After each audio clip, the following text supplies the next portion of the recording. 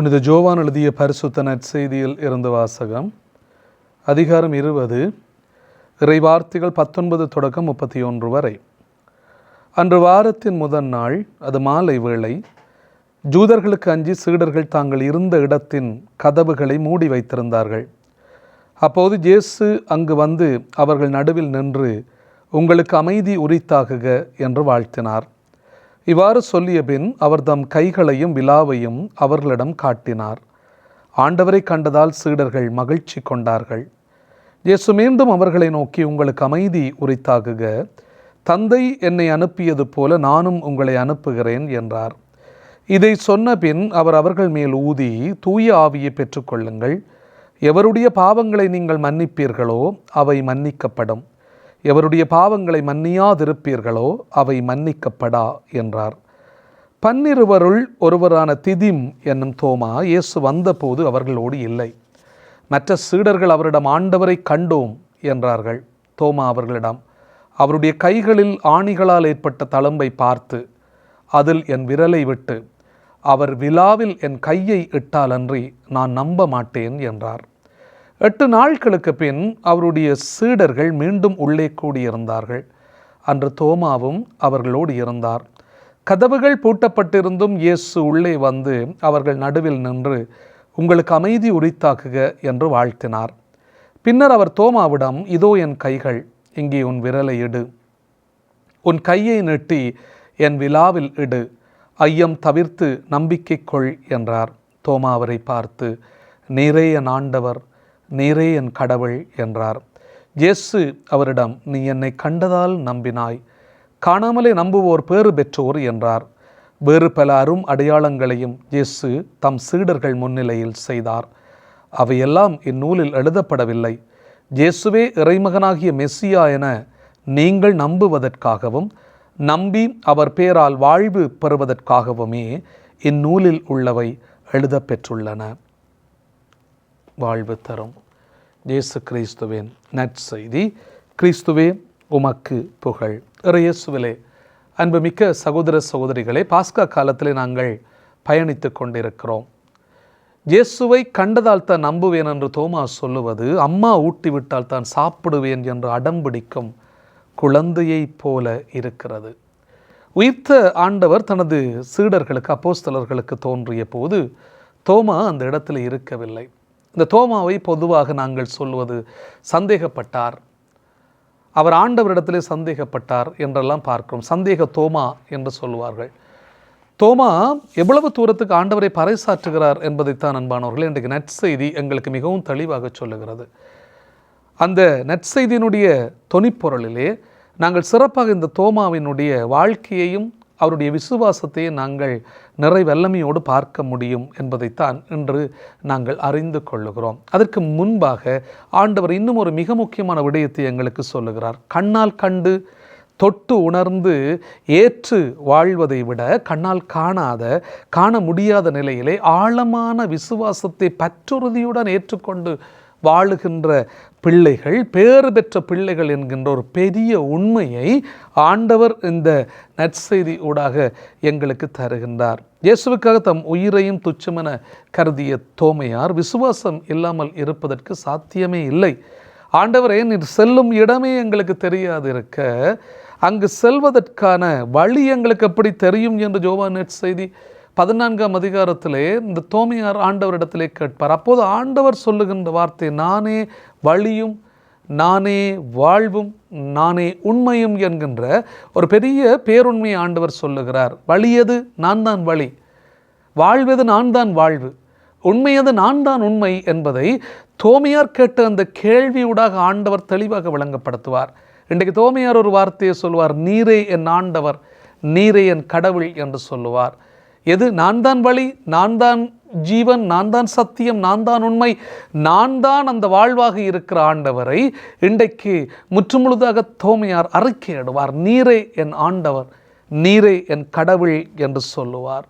இந்த தோமா அன்பானவர்களை எப்படி தன்னுடைய வாழ்க்கையை அமைத்துக் கொள்ளுகிறார் என்பதை அவருடைய வாழ்க்கை வரலாற்றிலே நாங்கள் பார்க்கலாம்.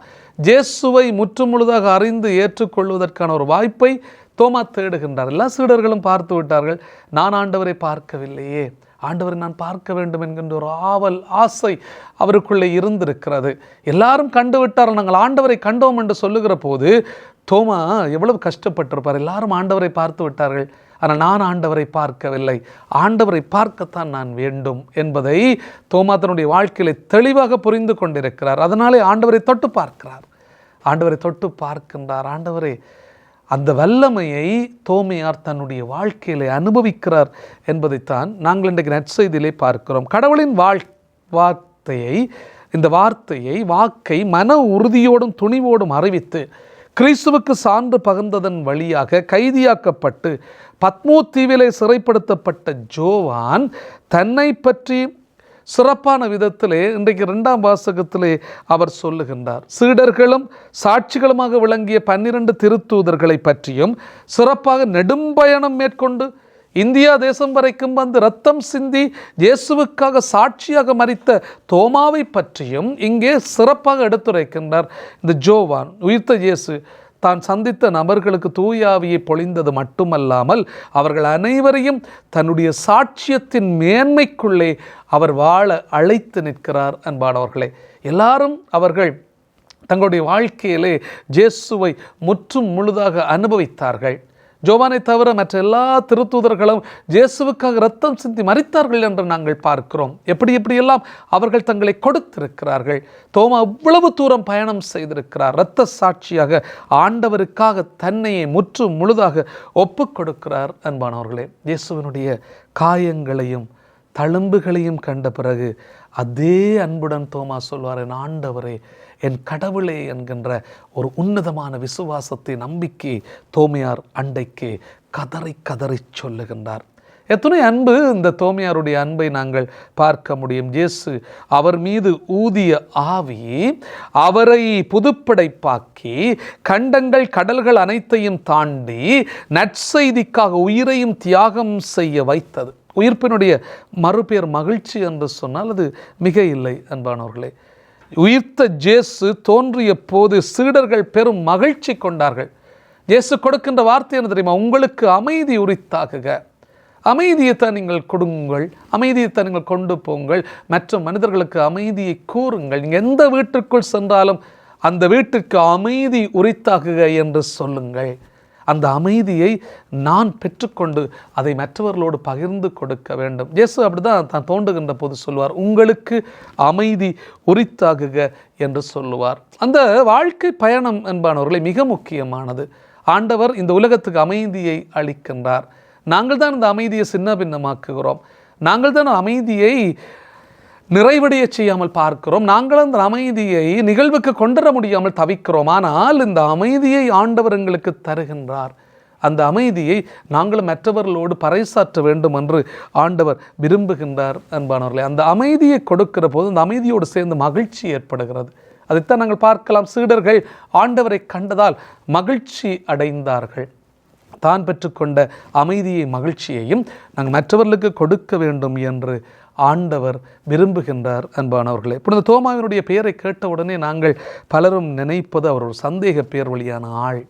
அவர் ஆண்டவரிடத்திலே சந்தேகம் கொண்டார். ஆனால் உயிர்த்த ஆண்டவர் இயேசுவை கண்ட பிறகு அன்பானவர்களே, அவர் தொட்டுணர்ந்த பிறகு அன்பானவர்களே, அவர் ஆண்டவரை கடவுளாக ஏற்றுக்கொள்ளுகிறார். நீரே என் ஆண்டவர், நீரே என் கடவுள், எல்லாவற்றையும் ஆண்டு கொண்டிருப்பவர் நீர், கடந்தும் உள்ளுக்குள் இருப்பவர் நீர், எல்லாவற்றையும் கடந்தவர் நீர், எல்லாருக்குள்ளும் வாழ்ந்து கொண்டிருப்பவர் நீர். அதனால் தான் ஆண்டவரே கடவுளே என்று சொல்லி 2 மிக முக்கியமான வார்த்தைகளை இந்த தோமா அறிக்கையிடுவார் என்பதைத்தான் இன்றைக்கு நாங்கள் இந்த நற்செய்தியூடாக பார்க்கின்றோம். தோமாவினுடைய வாழ்க்கை எங்கள் எல்லாருக்கும் ஒரு சிறப்பான வாழ்க்கையாக அமைந்திருக்கிறது. காரணம், இயேசுவுக்காக தன்னுடைய வாழ்க்கையை அவர் அர்ப்பணிக்கிறார் என்பதைத்தான் நாங்கள் பார்க்கின்றோம். புனித தோமாவை போல இயேசுவை சந்திப்பதற்கு முன்பு அவரை சரியாக புரிந்து கொள்ளாதவர்கள், சந்தித்த பிறகு புதுப்படைப்பாக மாறியவர்கள் பலர் இந்த விவிலியத்திலே நாங்கள் பார்க்க முடியும். இயேசுவை சந்திப்பதற்கு முன்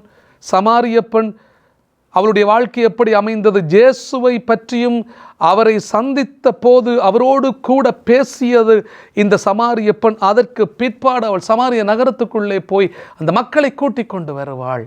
பாருங்கள், இயேசுவை சந்திப்பதற்கு முன் அவளுடைய வாழ்க்கை ஒரு விபச்சாரியாக இருந்தவள். இயேசுவை சந்தித்த பிற்பாடு அவள் இயேசுவினுடைய உன்னதமான சீடத்தியாக மாறுகின்றாள். இயேசுவை சந்திப்பதற்கு முன் பிறவிக்குருடனாக இருந்தவன் அவரை பற்றி கேள்விப்பட்டிருந்தான். பார்வை பெற்ற பிறகு அவரை அறிந்தது மட்டுமில்லாமல் அவரை மகிமைப்படுத்தி கொண்டே வாழ்ந்து கொண்டிருந்தான். லூக்கா நற்செய்தி 18ஆம் அதிகாரத்திலே நாங்கள் பார்க்க முடியும். இயேசுவை சந்திப்பதற்கு முன்பு பவுல் ஒரு மிக பயங்கரமான ஒரு மனிதனாக இருந்திருக்கிறார்.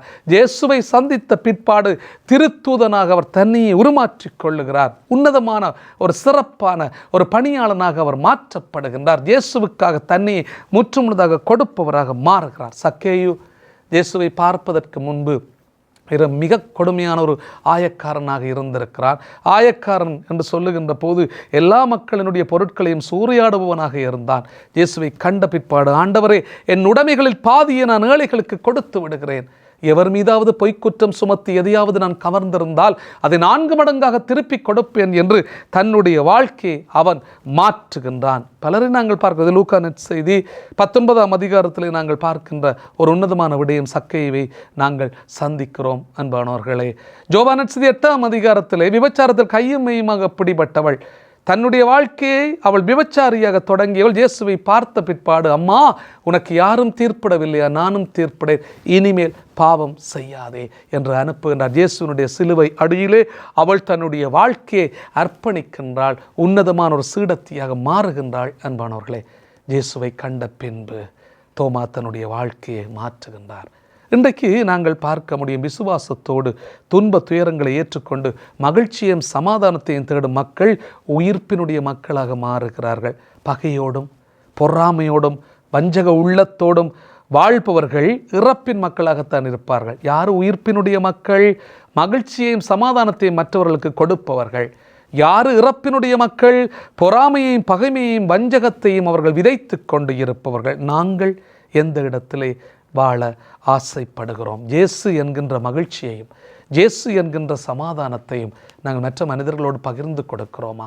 இப்போதும் பொறாமையோடும் எரிச்சலோடும் காய்மகாரத்தோடும் பகைமை உணர்வுகளோடும் வஞ்சக நெஞ்சத்தோடும் நாங்கள் வாழ்ந்து இறப்பின் பிள்ளைகளாக நாங்கள் இருக்க விரும்புகிறோமா? எனவே அன்புமிக்க சகோதரங்களே, நாங்கள் உயிர்ப்பின் மக்களாக வாழுவதற்கு விரும்புவோம். சந்தேகம் நீங்கி தோமையார் தன்னுடைய வாழ்க்கையை முற்றுமுழுதாக இயேசுவுக்காக அர்ப்பணித்தது போல நாங்களும் உன்னதமான வாழ்க்கையை இயேசுவுக்காக அர்ப்பணிப்போம். ஆமேன்.